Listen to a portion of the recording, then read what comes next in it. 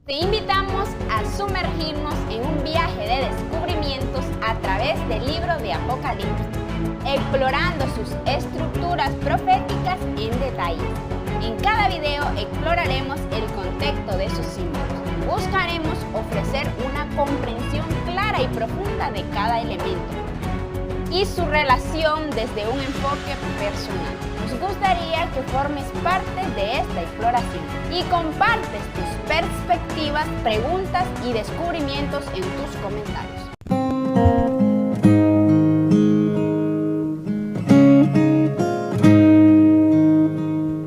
Hola, muy buenas a cada uno de los que nos miran a través de esta plataforma, a todos nuestros hermanos en el mundo entero. Queremos agradecer la oportunidad que nos dan de estar con ustedes una vez más a través de esta plataforma de Olam 7 Internacional. Le damos un gran saludo desde Panamá, desde este pequeño país de Centroamérica.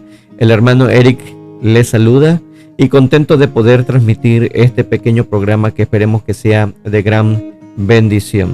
Queremos hoy darle las gracias primeramente a Dios por permitirnos el poder transmitir el conocimiento que nosotros hemos adquirido a través de estos años de nuestra vida cristiana. Aunque el conocimiento que nosotros tenemos no consideramos que sea profundo, pero pues consideramos que ha sido para nosotros un factor determinante de cambio, de transformación en nuestras vidas. Ese pequeño concepto que nosotros hemos aprendido ha sido de gran valor, y en agradecimiento por habernos dado nuestro Señor, pues queremos transmitir, queremos pasarlo a otras personas y que puedan ser provecho de ello. Claro, reconocemos que como humanos cometemos errores, pero deseamos que el Espíritu Santo nos corrija y cada día vaya perfeccionando los conceptos que nosotros poseemos. Así que estoy contento de poder hoy transmitir el tema de explorando el Apocalipsis, las estructuras proféticas. Y en este caso, el tema principal lo vamos a ver en los 7 pasos de la salvación. Pero antes de comenzar, quiero agradecerle a Olam 7 Internacional Nicaragua, a aquellas personas que están allí detrás de cámara, que están moviendo los controles para que esto pueda suceder y que puedan llegar a sus hogares. Quiero agradecer de forma especial al doctor Francisco Rodríguez, que me ha dado la oportunidad de que podamos hacer esto. Así que gracias a todos aquellos que nos están mirando y que prestan atención, y como dijimos anteriormente, esperemos que sea de gran bendición. Así que vamos a comenzar con una pequeña oración. Esperemos, hermanos, que ustedes también nos puedan acompañar. Cerremos nuestros ojos. Amantísimo Padre que estás en la altura de los cielos, queremos agradecerte por este primer programa que hoy lanzamos a través de esta plataforma, donde lleva una estructura diferente, donde llevamos una metodología diferente. Esperemos que sea de gran bendición y denos a nosotros la capacidad, la habilidad, la destreza de poder desarrollarlo de la manera correcta y que pueda ser entendido por nuestros hermanos. Una gran bendición para todos aquellos que trabajan en este canal, y que su empeño y su esfuerzo sea también de beneficio para cada uno de nosotros. En Cristo Jesús. Amén. Bueno, inmediatamente vamos a dar comienzo a el tema de hoy, y este va a ser hacia los 7 pasos que Dios tiene bien especificados para nuestra salvación, que nosotros debiéramos reconocer, debiéramos entender perfectamente, porque podremos estar equivocados en ese camino que nos conduce a la preparación de nuestros caracteres para encontrarnos con Cristo Jesús. O sea, perderíamos la idoneidad. Nosotros debemos saber cómo Dios trabaja, cómo Dios funciona, cómo Dios nos salva. Así que vamos a ver cómo nos encontramos en una ignorancia espiritual, en una oscuridad espiritual, donde el Espíritu Santo nos va a convencer de esa oscuridad espiritual, nos va a dar una convicción de nuestro pecado, y a la misma vez el Espíritu Santo nos va a llevar a un arrepentimiento, a una confesión verdadera, una confesión en la cual nosotros vamos a ser justificados por la sangre de Cristo Jesús al confesar, pero de una forma amplia, reconociendo la profundidad de nuestro pecado, para entonces sí entrar en un camino de conversión en la cual estaremos ya preparados para el bautismo y en los cuales Dios comienza a tejer ese vestido de justicia en nosotros. Así que de ahí entonces nos llevaría Dios hacia el paso de la santificación, que es un proceso que va a tomar toda nuestra vida, donde vamos a ir corrigiendo nuestra manera de pensar, comenzando desde nuestra mente, comenzando desde nuestro intelecto, esos conceptos que estaban predefinidos, esos conceptos que estaban bloqueados de tal manera que ya no podía caber más nada en ellos, donde había un rechazo cognitivo a nuevas ideas. Pues ahí vamos a ver cómo el Espíritu Santo va a comenzar a moldearnos, va a comenzar a transformar aquellos prejuicios y vamos a conocer nuevos conceptos, ampliarlos en nuestras vidas, en nuestros pensamientos, en nuestras decisiones y por lo tanto en nuestras acciones, creando hábitos. Es un proceso que va a durar toda la vida, es el proceso de la santificación, en la cual después entraremos entonces en un proceso de glorificación. Estos pasos son los que vamos a ir estudiando. Esperemos que lo podamos abarcar todo en este programa, si no entonces vamos a dividirlos en una segunda sección. Ok, pero para poder comprender esto vamos a necesitar entender el concepto básico de los 3 mensajes angelicales. En el primer mensaje angelical, por ejemplo, nosotros podemos leer acerca del temor reverente que nosotros deberíamos poseer a Dios. Así que el primer mensaje angelical, nosotros hablaremos de ese temor reverente. Vamos a entender por qué hay que tener ese temor reverente. En el primer mensaje, del primer ángel, este marca el concepto de temor reverente, el temor reverente de un Dios creador. Y en ese temor reverente, nosotros vamos a comprender algo muy importante. Vamos a leer en la Biblia acerca del primer mensaje angelical. Dice de la siguiente forma, en el versículo 6, dice: vi volar por en medio del cielo otro ángel que tenía el evangelio eterno para predicarlo a los moradores de la tierra, a toda nación, tribu, lengua y pueblo, diciendo a gran voz: temed a Dios y dadle gloria, porque la hora de su juicio ha llegado, y adorad a aquel que hizo el cielo y la tierra, el mar y las fuentes de las aguas. Aquí en este mensaje podemos notar que ese temor reverente debe provocar una reacción, debe tener como una consecuencia, y esa consecuencia es glorificar a Dios. Pero ¿cómo podemos glorificar a Dios si no lo conocemos? Si no entendemos sus pensamientos, podemos estar muy equivocados, como Pedro cuando le dijo a Jesús que cuando él anunció su muerte, que no aconteciera eso con él, y él le dijo: apártate de mí, Satanás, porque tus pensamientos no son como los pensamientos de Dios. Así que podemos estar completamente equivocados pensando que conocemos a Dios, pero pues nuestras acciones y nuestras decisiones van a determinar completamente lo contrario. Vamos a ser como aquella planta que no ha sido plantada por nuestro Padre Celestial, la cual tendría que ser desarraigada. Así que en este primer ángel, lo que nosotros entendemos como temor es conocimiento, un conocimiento verdadero. Conocimiento. Ok, vamos a anotarlo aquí. Espero que ustedes puedan también tener al final una fotografía de todo lo que estamos plasmando. Ok, así que es un conocimiento verdadero de nuestro Dios.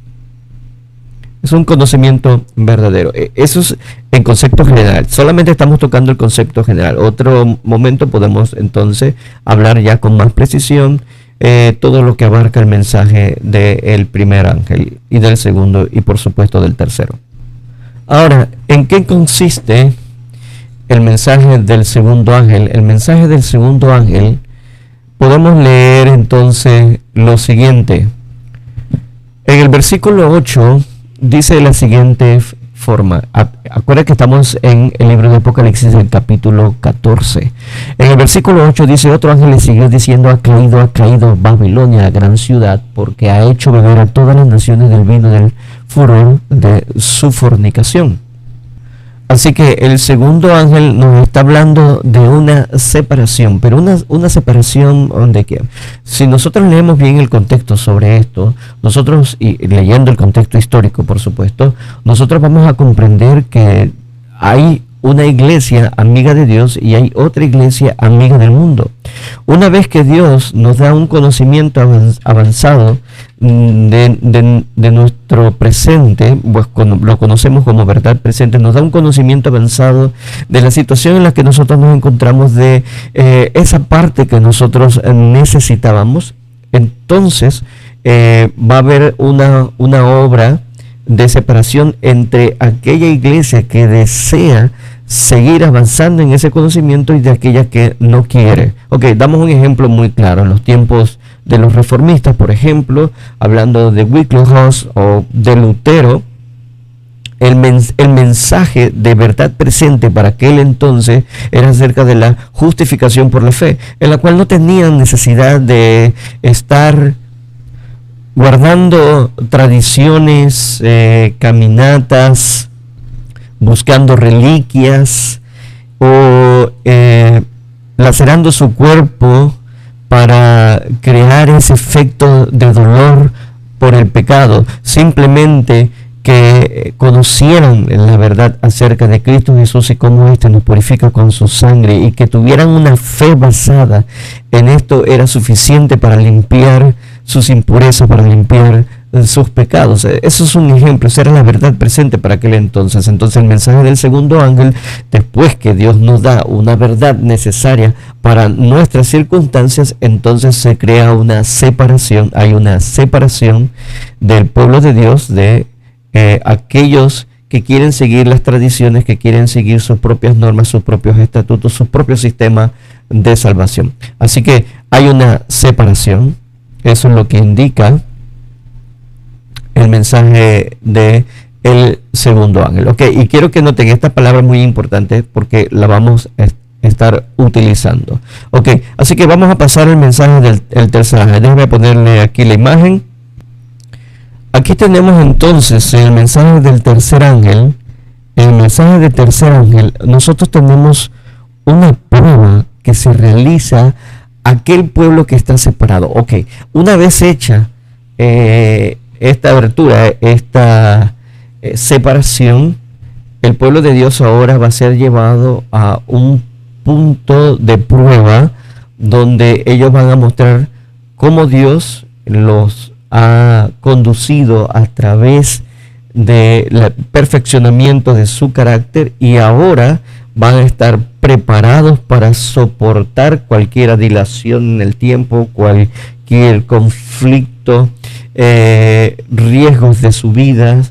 No importa las circunstancias en que Dios los coloque, ellos van a permanecer firmes, fieles a ese conocimiento que Dios le ha dado a través del movimiento del mensaje del primer ángel, que ha causado entonces una separación entre aquellos que no han querido avanzar en esa luz y aquellos que han quedado estancados.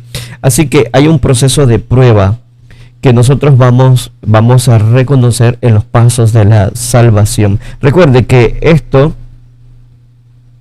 es solamente la perspectiva general de los movimientos que se dan en los mensajes del primero, del segundo y del tercero, y todo esto es general al pueblo cristiano, a la iglesia de Dios en el mundo entero. Pero este concepto de esta estructura profética, ahora nosotros la vamos a ver en forma individual, ahora más seccionada, con más detalles, cómo se da el proceso del primer ángel en la salvación de un individuo, ¿ok?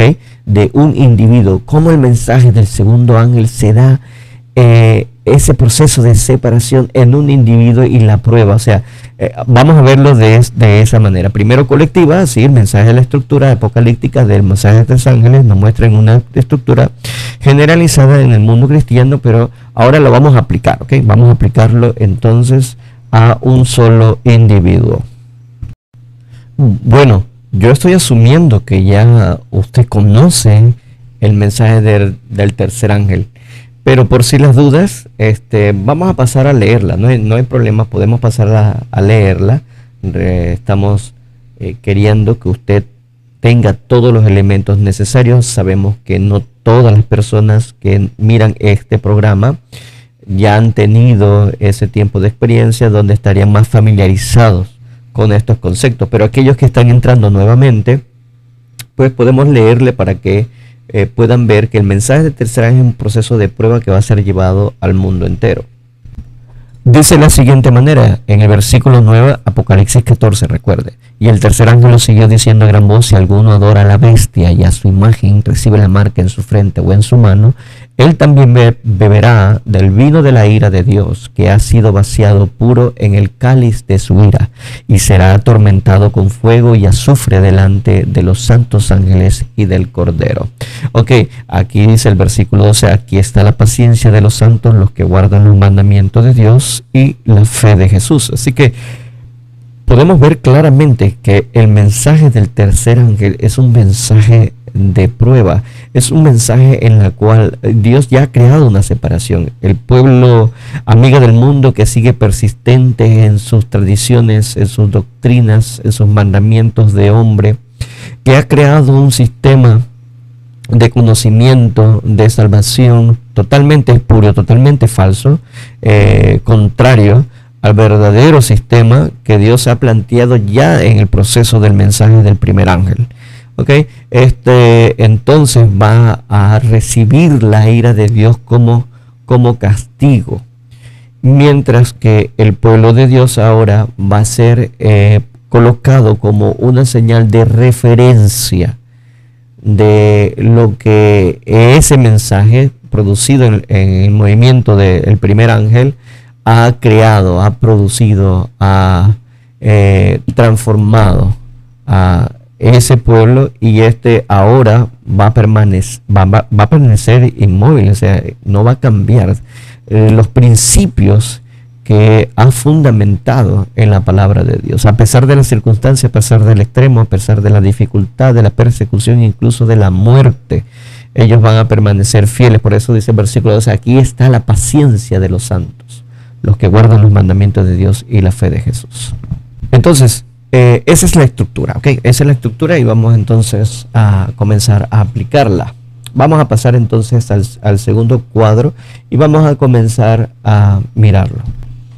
Vamos a leer el libro de Juan, el capítulo 16, el versículo 7 y 8. Nos dice así de la siguiente manera: pero os digo la verdad, os conviene que yo me vaya, porque si no me fuera, el Consolador no vendría a vosotros, mas si me fuere, os los enviaré.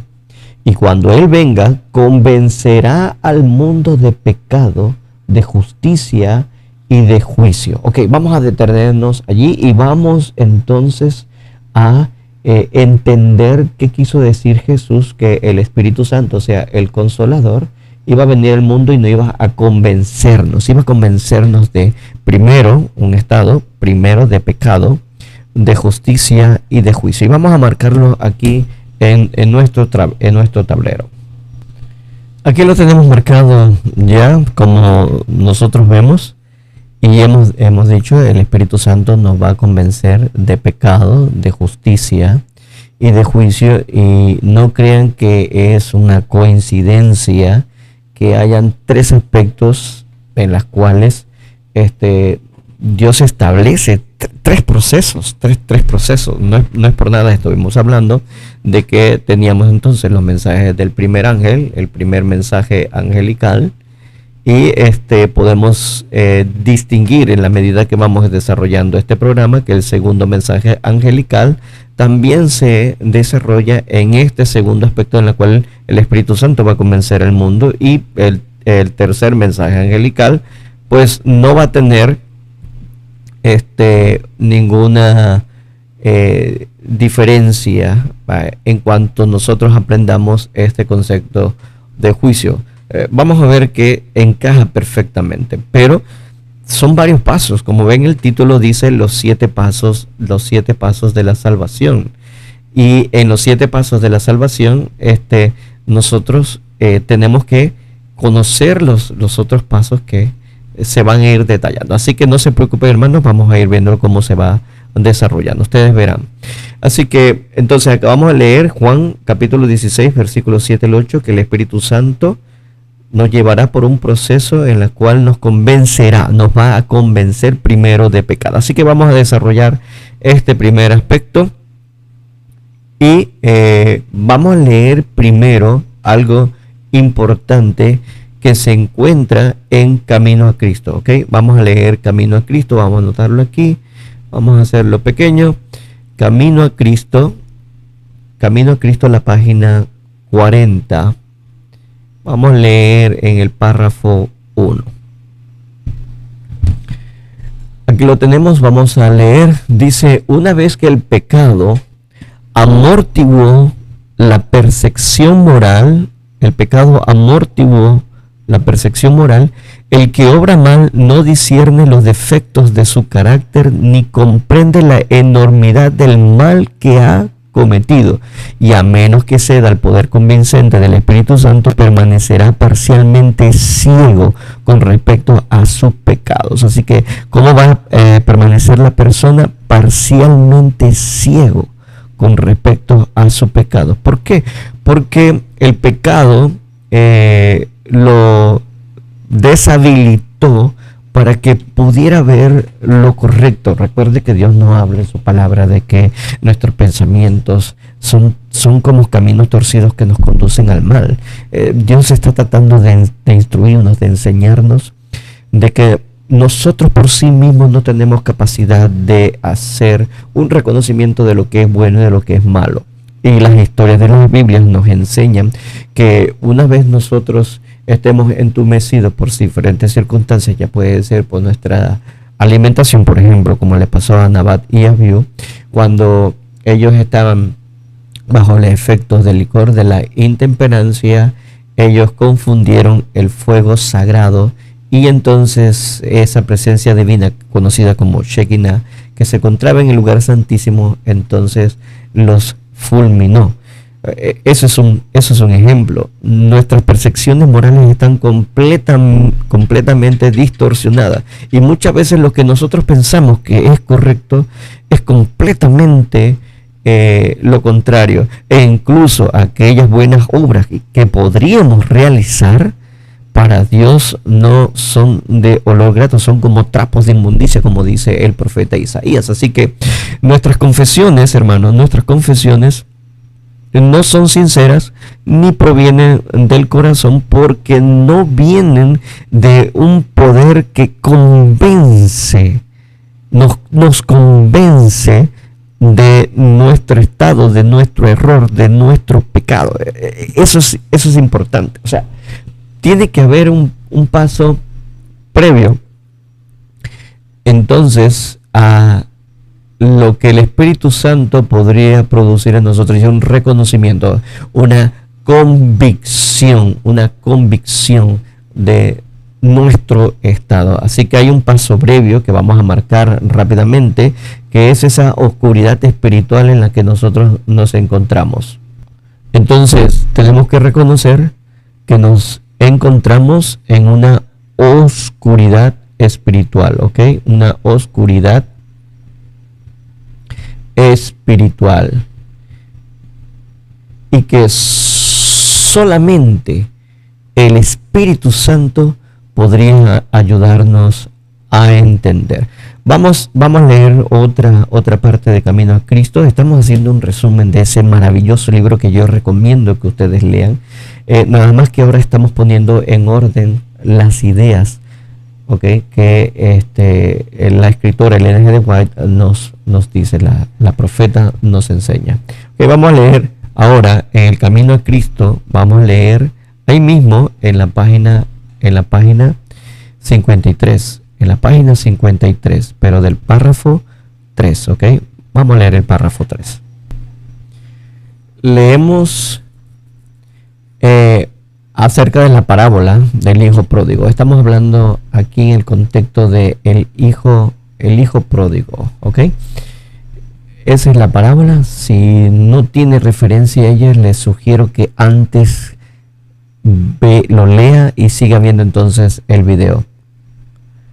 El hijo pródigo dice de la siguiente manera: mas ni aun esta parábola tan conmovedora alcanza a expresar la compasión de nuestro Padre Celestial. El Señor declara por su profeta: con amor eterno te he amado, por tanto te he extendido mi misericordia. Mientras el pecador está todavía lejos de la casa de su padre, desperdiciando su hacienda en un país extranjero, el corazón del Padre se compadece de él, y todo anhelo de volver a Dios que se despierte en su alma no es sino una tierna súplica del Espíritu. Así que si usted en su corazón hay un anhelo de hacer un cambio, hay un anhelo de llenar ese vacío que usted siente, no crea que ese es producto de la casualidad o de eventos trágicos o difíciles que podría experimentar en el transcurso de su vida. Es el Espíritu de Dios que lo induce, le ruega, le insta a que vuelva al seno del amorosísimo de nuestro Padre Celestial. Eso es lo que esta parábola en la Biblia nos enseña, de cómo el Espíritu Santo está constantemente llamándonos, sacándonos de esa oscuridad espiritual en la que nosotros nos encontramos. Que hay una gran ignorancia. Esto también lo podemos leer en otro libro. No tenemos tiempo para leerlo, pero usted lo puede buscar. Por ejemplo, lo tenemos en Consejos para los Maestros, en la página 28, en el párrafo 2. Ahí usted lo puede buscar en la biblioteca electrónica y allí podría leer más sobre estos conceptos, ¿ok? Vamos a leer también otra parte importante en el Camino a Cristo. Vamos a leer también en este mismo libro. Vamos a leer en la página 27, en el párrafo 3, ¿ok? Y también en el 29, en el párrafo 1. Vamos a leer rápidamente para poder avanzar, ¿ok? Lo que quiero que nosotros aquí apuntalemos es que vivimos bajo una oscuridad espiritual, ¿ok? Vivimos bajo una oscuridad espiritual, y donde ahora somos convencidos de que estamos viviendo en esa oscuridad espiritual y que podemos salir de él.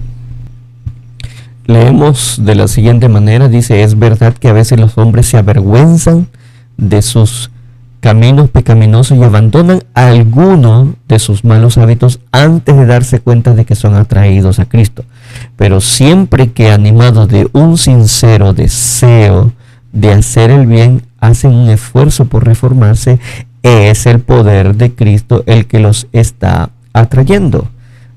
Tenemos que entender eso. No es nosotros, no hay en nosotros esa virtud que nos haga reconocer que estamos en unos malos pasos y que tenemos que cambiar. No, es el Espíritu de Dios que nos está atrayendo, nos está convenciendo. Una influencia, sigo leyendo, de la cual no se dan una influencia de la cual no se dan cuenta, obra sobre su alma. Su conciencia se vivifica y su conducta externa se enmienda. Y cuando Cristo los induce a mirar su cruz y a contemplar a aquel que fue traspasado por sus pecados, el mandamiento se agrava en su conciencia. Escuche esto, lo que acaba de decir, dice: el mandamiento entonces se agrava en su conciencia. Una vez que el mandamiento de Dios es fijado en nuestra mente, lo que nos capacita es a reconocer el pecado, ¿ok? Y a la misma vez que nos hace ver el pecado, entonces ese mismo mandamiento nos ayuda a entender que la causa, el precio o la paga que se merece uno por este pecado es la muerte. O sea que nosotros vamos a ir comprendiendo la profundidad de la transgresión, la profundidad del pecado. Y esto es porque el Espíritu Santo es el que nos está enseñando. A pesar de que no tenemos un conocimiento, Él nos va guiando hacia los mandamientos de Dios. Y algo muy importante, y vuelvo a recalcar aquí, que la conciencia se vivifica. Este punto es importante, la conciencia se vivifica. Bueno, los científicos hablan de una facultad mental. Bueno, entre otras, la inteligencia, el razonamiento, la conciencia es la voz de Dios, es la voz de Dios. Pero esta conciencia está basado en conceptos, va basada en conceptos. ¿Qué tipo de conceptos es lo que nosotros hemos definido en nuestros razonamientos? Son los que van a moldear las decisiones que nosotros vamos teniendo. Y al principio de estos conceptos tenemos que reconocer que están torcidos, están completamente torcidos, pero que con el conocimiento de la palabra de Dios se van rectificando. Así que el primer paso que nosotros vemos es la convicción del Espíritu Santo nos atrae a un conocimiento del pecado. Entonces, el primer paso que nosotros tenemos, el primer paso es la convicción. ¿Ok? Vamos a anotar aquí. Es la convicción de nuestro pecado. Ok. Estamos aquí en Camino a Cristo. Nuevamente, como les dije, estamos haciendo un resumen posible de este libro maravilloso, el cual siempre recomiendo que nosotros leamos. ¿Okay? En el capítulo 3 dice un poder misterioso que convence. Ya hemos visto que la obra del Espíritu Santo que nos está convenciendo de pecado, ¿okay? Y hemos reconocido que hay una oscuridad espiritual en la cual nosotros vamos caminando y no nos damos cuenta de la situación real que nosotros poseemos y lo distante y contrario al camino que Dios quisiera que nosotros tenemos. Pero el Espíritu Santo interviene y nos atrae, nos va atrayendo y nos va atrayendo, pero va produciendo en nosotros entonces una convicción de nuestro estado. Dice aquí: ¿cómo se justificará el hombre con Dios? ¿Cómo se hará justo el pecador? Solo por intermedio de Cristo podemos ser puestos en armonía con Dios y con la santidad. Pero ¿cómo debemos ir a Cristo? Muchos formulan hoy la misma pregunta que hizo la multitud el día del Pentecostés, cuando, convencida de pecado, exclamó: ¿qué haremos? La primera palabra de la contestación del apóstol Pedro fue arrepentíos. Miren, la primera palabra dice fue arrepentíos. Poco después, en otra ocasión, dijo: arrepentíos pues y volvéis a Dios para que sean borrados vuestros pecados. Así que el arrepentimiento antecede al ser borrado nuestros pecados. Así que dice aquí que el arrepentimiento, y vamos a colocar aquí de esta forma: el arrepentimiento comprende tristeza por el pecado y abandono del mismo. Así que, ¿cómo puedo yo tener un verdadero arrepentimiento si no poseo aún una comprensión del pecado y sobre todo una tristeza profunda del mismo? Por lo tanto, ¿cómo puedo yo tener entonces un abandono de si no entiendo lo terrible que es el pecado y no siento tristeza? Ven, entonces hay un proceso que se da primero. Antes del arrepentimiento tiene que haber un proceso completamente diferente al mismo, y tiene que haber una convicción de nuestro pecado, ¿ok? Una convicción de nuestro pecado. Así que vamos a seguir leyendo. Dice: no renunciaremos al pecado a menos que veamos su pecaminosidad. Mientras no lo repudiemos de corazón, no habrá cambio real en nuestra vida. Podemos pretender un cambio, podemos tomar decisiones, hacer un esfuerzo por nosotros mismos, pero no es asistido por el Espíritu Santo. Por lo tanto, al final nos vamos a cansar en medio del camino, y ahí es donde entonces vamos a rechazar todo lo que Dios ha podido hacer con nosotros. Pero como no hemos llegado a tener una convicción real, entonces no hay un cambio real en nuestras vidas. Ok, es un cambio de naturaleza, no un cambio de actitud o de decisiones, sino un cambio de naturaleza. Y esto es lo que sigue diciéndonos aquí en este libro, Camino a Cristo. Muchos no entienden, dice aquí, muchos no entienden la naturaleza verdadera del arrepentimiento.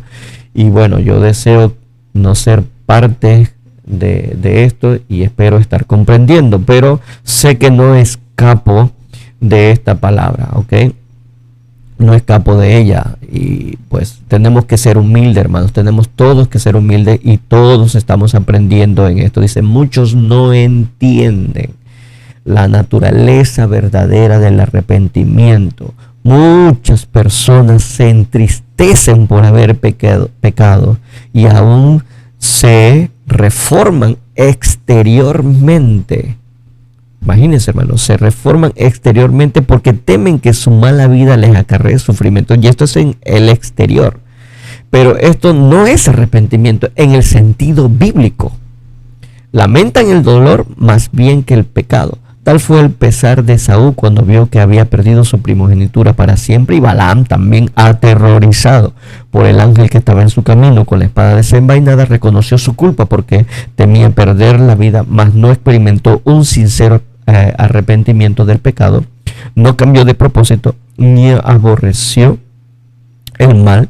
Judas Iscariote dice, después de traicionar a su Señor, exclamó, he pecado, entregado sangre inocente. Pero ¿qué pasó con Judas? Pues Judas tampoco reconoció la profundidad de su error, y dice que esta entonces confesión, y voy a recalcar aquí porque sería el siguiente paso que nosotros vamos a ver, esta confesión fue arrancada a su alma culpable por un tremendo sentimiento de condenación y pavorosa expectación de juicio.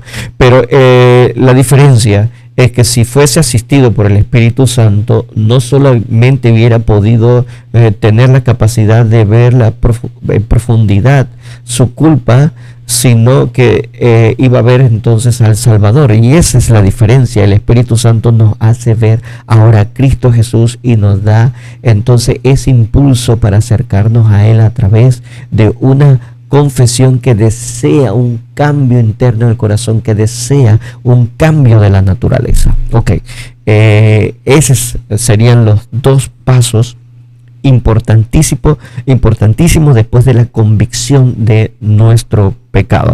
Vamos a verlo en la Biblia. También Pablo nos habla de eso. Veamos cómo se sintió Pablo cuando el Espíritu Santo lo llevó a la convicción de su pecado. Recordemos que Pablo anteriormente, él creía que tenía una vida recta como fariseo de fariseos que era, y tenía un celo por la obra santa, pero su mente estaba totalmente contraria a los designios de Dios, y no sabía que él estaba persiguiendo al verdadero pueblo, a los cristianos, y él pues llevó muchos a la cárcel, inclusive consintió en la muerte de Esteban. Pero cuando Pablo tuvo la convicción de su pecado, aquí podemos verlo expresado en el libro de Romanos. Lo vamos a ver en el libro de Romanos, en el capítulo 7, muy interesante. Vamos a verlo exactamente en el versículo 24. ¿Y qué nos dice? Nos dice lo siguiente: miserable de mí, ¿quién me librará de este cuerpo de muerte? Pero miren cómo Pablo ahora piensa de sí mismo, es miserable, porque está convencido por el Espíritu Santo de la enormidad de su culpa, de su transgresión, y sobre todo de las leyes que operan en su mente. Tiene una conciencia plena de su estado carnal, y ahora es llevado por el Espíritu Santo a un verdadero arrepentimiento y una confesión de sus pecados. Miren lo que dice aquí en el versículo 7. Dice de la siguiente forma: ¿qué diremos pues? La ley es pecado en ninguna manera, pero yo no conocí el pecado sino por la ley, porque tampoco conociera la codicia si la ley no dijera no codiciarás, ¿ok? ¿Quién es el que lo lleva a reconocer ese pecado de la codicia? Es el Espíritu Santo. El Espíritu Santo le plasma en su mente, graba en su mente el concepto de los principios de la ley de Dios, y cuando vienen a nosotros y nos muestran nuestra condición, entonces podemos notar lo pecador que nosotros somos, ¿ok? Dice más, el pecado, tomando ocasión por el mandamiento, produjo en mí toda codicia, porque sin la ley el pecado está muerto, y yo sin la ley vivía en un tiempo, pero venido el mandamiento, el pecado revivió y yo morí. Así que cuando él habla acerca de venido el mandamiento, él está hablando de cómo el Espíritu Santo plasmó en su conciencia, vivificándola de una manera que pudo ver que lo que antes no consideraba como malo, que era codiciar, pues ahora lo ve en gran magnitud y se siente entonces arrepentido de él, reconociendo que el mandamiento ahora lo condena a muerte, ¿ok? Es importante, lo condena a muerte. Bueno, esta es parte de lo que él está diciendo aquí en el libro de Romanos. Esto es otro tema, pues, que sería interesante abarcar. Podemos tal vez verlo en el futuro en otra gran estructura profética. Pero el punto aquí es que Pablo ahora pudo comprender su gran estado, y gracias al Espíritu Santo pudo ver en la ley cómo esta le hacía ver la profundidad, la enormidad de su transgresión. Ok, muy interesante, hermanos. Vamos a continuar. Entonces, ya hemos reconocido que hay dos pasos interesantes que debemos de ver. Tenemos entonces como siguiente paso, tenemos el de el arrepentimiento. Recuerden, una vez el Espíritu Santo nos muestra la condición de oscuridad espiritual en que vivíamos, vivifica nuestra conciencia y ahora nos lleva a una convicción de nuestro pecado, pero a la misma vez nos lleva hacia el Salvador, y entonces nos postramos a él en una actitud totalmente de arrepentimiento, ¿ok? De arrepentimiento. Vamos a plasmarlo aquí en nuestro tablero. El arrepentimiento. Ok, y ya leímos que hay un tercer paso que debemos de entender. Después del arrepentimiento, entonces existe una confesión de estos pecados, ¿ok? En ese tercer paso, entonces nosotros tenemos ahora la confesión. Y en esta confesión, como hemos leído anteriormente, entonces estaremos, como dice Camino de Cristo, en este otro cuarto paso, en una conversión genuina.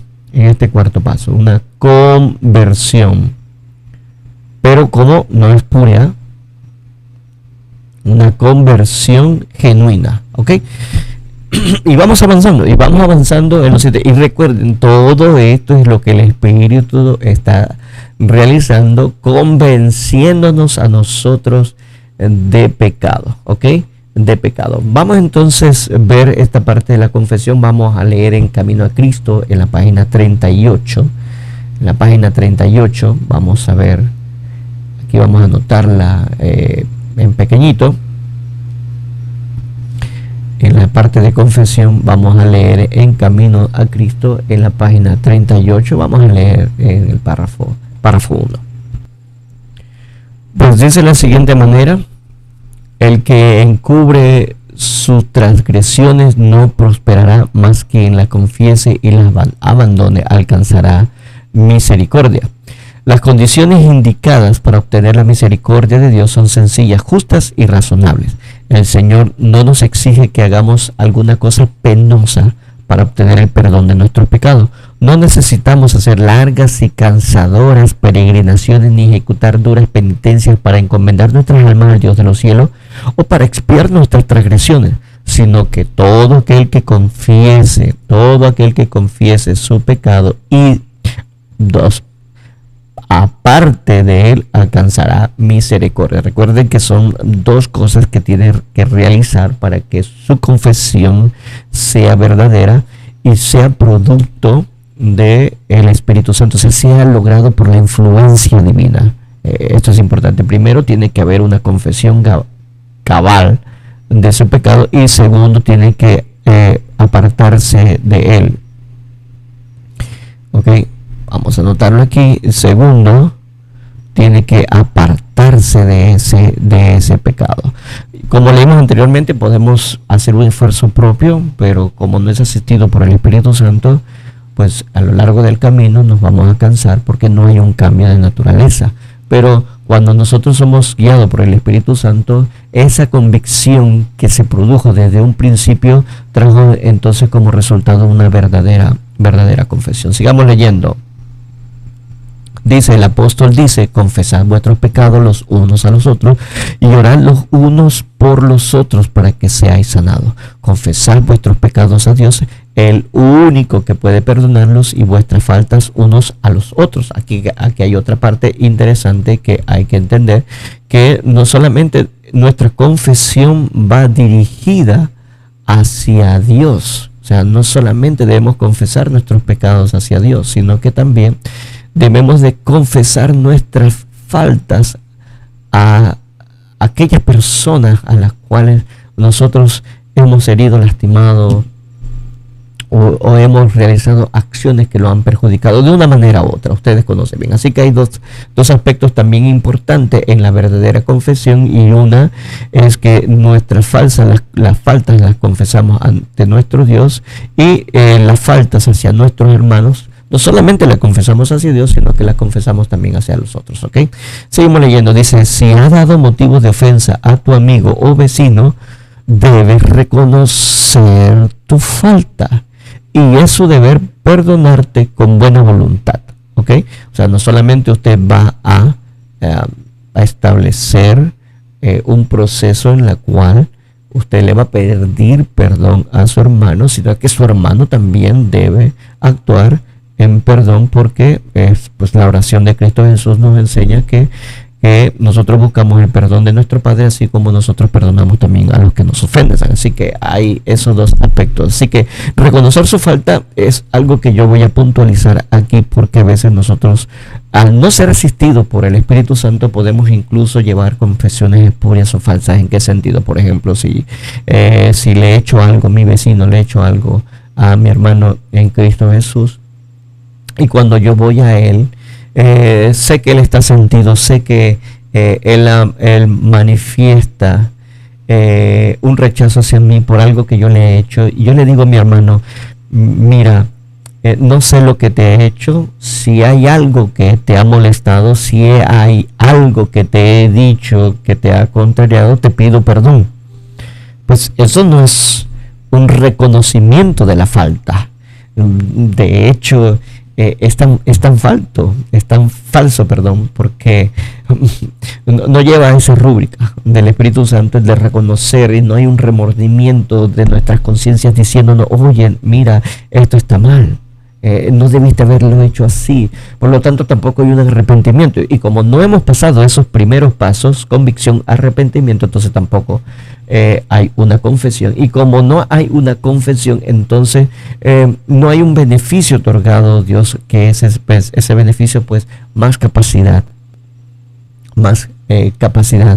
de cambiar nuestras actitudes, de cambiar nuestra naturaleza, ¿okay? No vamos a recibir el don del cielo, la gracia divina, para poder cambiar la naturaleza de nuestras decisiones, acciones o pensamientos, ¿okay? Así de sencillo, hermano, así de sencillo. Entonces, sigamos leyendo. Entonces, debes entonces buscar el perdón de Dios, porque el hermano a quien ofendiste pertenece a Dios, y al perjudicarle pecaste contra su Creador y Redentor. El caso es presentado al único y verdadero mediador, nuestro gran sumo sacerdote, que ha sido tentado en todo punto, así como nosotros, mas sin pecado, quien puede compadecerse de nuestras flaquezas y limpiarnos de toda mancha de pecado. Bueno, ahí quiero agregar algo. muchas veces nosotros sacamos la excusa, sí, pero que es que el hermano no me quiere perdonar, o el hermano no me quiere aceptar mi disculpa o mi perdón. Pues en la convicción de pecado que nosotros tenemos y el arrepentimiento que nosotros queremos llevar a cabo, pues nuestra confesión ante Dios es el paso previo y más importante.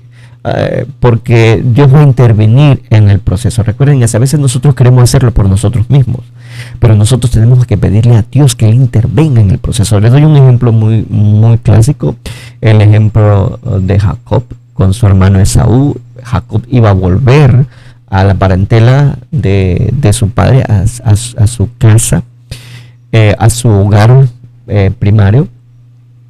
Pero Esaú, al conocer que Jacob venía de vuelta, pues salió con mucha gente, pero fue para matarlo, pues por haberle robado su primogenitura. Pero cuando Jacob ahora ve que las intenciones de Esaú son de matarlo, él trata con sus propios esfuerzos ahora de enviarle regalos, de presentes, de riqueza, para cambiarlo, o cambiar su actitud, o conmoverlo, al menos, y que aceptar los presentes, pues perdonar la vida a su hermano. Pero no, al contrario, lo que escuchó del reporte de sus trabajadores fue que Saúl iba a venir con todo. Así que él lo que hace es que pide a Dios con intensidad, pero ¿cómo? Reconociendo su pecado, reconociendo su falta y pidiendo un profundo arrepentimiento de esto. Y cuando Dios interviene, ahora Esaú se encuentra con su hermano con una actitud totalmente transformada. Dios intervino, colocó su mano y cambió el pensamiento y el corazón de Esaú hacia su hermano Jacob, y de ahí entonces Jacob obtiene el nombre de Israel, que significa victoria, así como hemos aprendido. Así que es parte del proceso de la confesión. Quería detenerme en esto porque este concepto, este tercer paso, no es muy conocido por nosotros. Ahora hay muchísimo material que habla acerca de la confesión. La confesión que es de pecados secretos se confiesan en secretos hacia Dios, y los pecados que son públicos se confiesan públicamente. Esto lo podemos encontrar en el Testimonio para la Iglesia, en el tomo 5. Después podemos tener entonces un tema al respecto. Si usted, hermano, nos escribe, nos hace esta petición, pues lógico que vamos entonces a realizar este programa. Así que necesitamos de su intervención para poder avanzar en los temas que a usted más le llama la atención, en los temas que posiblemente el Espíritu Santo lo está llevando a tener una comprensión, porque lo necesita en ese momento. Bueno, hermanos, se nos ha prácticamente terminado el tiempo. De verdad estoy asombrado de qué tan rápido se ha ido, y a pesar de que he hecho pequeños cortes a la hora de hacer la transición a los libros de Camino a Cristo y de la Biblia, pero pues dejándolo con la intención de que puedan ver la segunda parte de este programa. Hemos abarcado bastante, hemos abarcado parte de esos siete pasos, hemos abarcado 4, nos hacen falta 3. Vemos como el Espíritu Santo nos está enseñando acerca de esa parte de pecado, de esa estructura que nosotros tenemos que ir reconociendo como su labor hacia nosotros, de cómo nos saca de una oscuridad espiritual para llevarnos en esa escalera de transformación, donde la conversión de nuestras almas logra pues un aspecto importante. ¿Por qué?